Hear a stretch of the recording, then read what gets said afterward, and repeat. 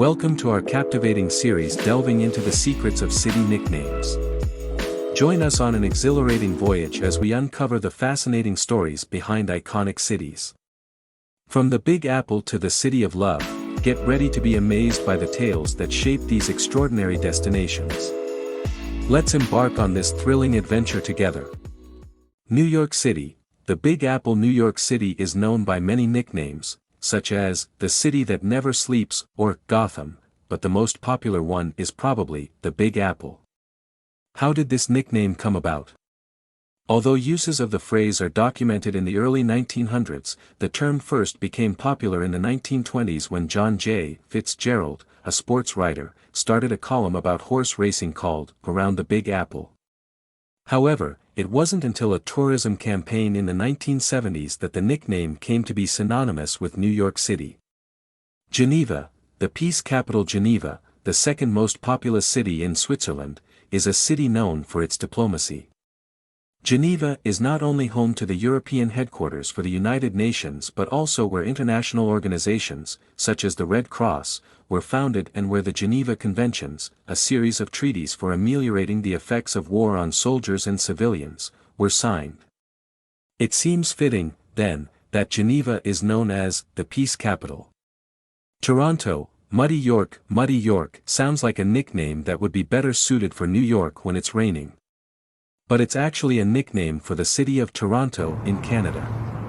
Muddy York is now not as popular a moniker as it used to be, but the name refers to a time in Toronto's history when there was no drainage system or sewers, meaning the muddy part of the name was quite literal.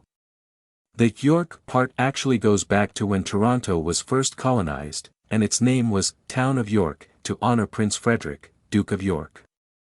Now, the nickname Muddy York represents the early years of this Canadian city. Ushuaia, the end of the world. If you travel south, you'll eventually hit Antarctica, home to the South Pole, and little else. However, before you get there, you may reach Ushuaia, a city in the Patagonia region of Argentina that is commonly regarded as the southernmost city in the world, earning it the nickname El Fin del Mundo, the end of the world. Although Puerto Williams, a much smaller Chilean settlement, is technically farther south, the nickname is still used as a slogan by the Argentine government for this city on the tip of South America. Las Vegas, Sin City. Las Vegas is a city known for its robust nightlife scene and its casinos. Over 40 million people visit each year to indulge in its gambling, drinking, and dazzling shows. Some even venture outside the city to visit Nevada's legally operated brothels, or indulge illegally within the city limits. Las Vegas is also a top wedding destination, both for pre-planned weddings and more on-the-fly affairs. It's no surprise that this city, where many vices can be indulged, is called Sin City, because what happens in Vegas stays in Vegas.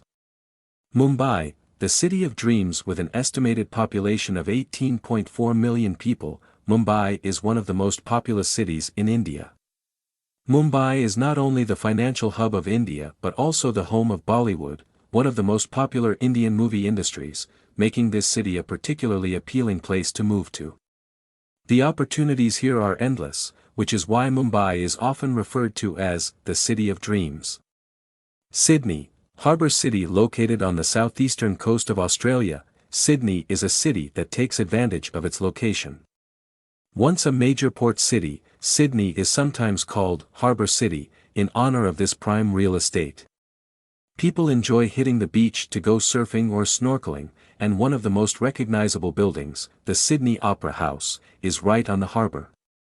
Cairo, the city of 1,000 minarets. Cairo is not only the largest city in Egypt but also one of the largest in the Middle East.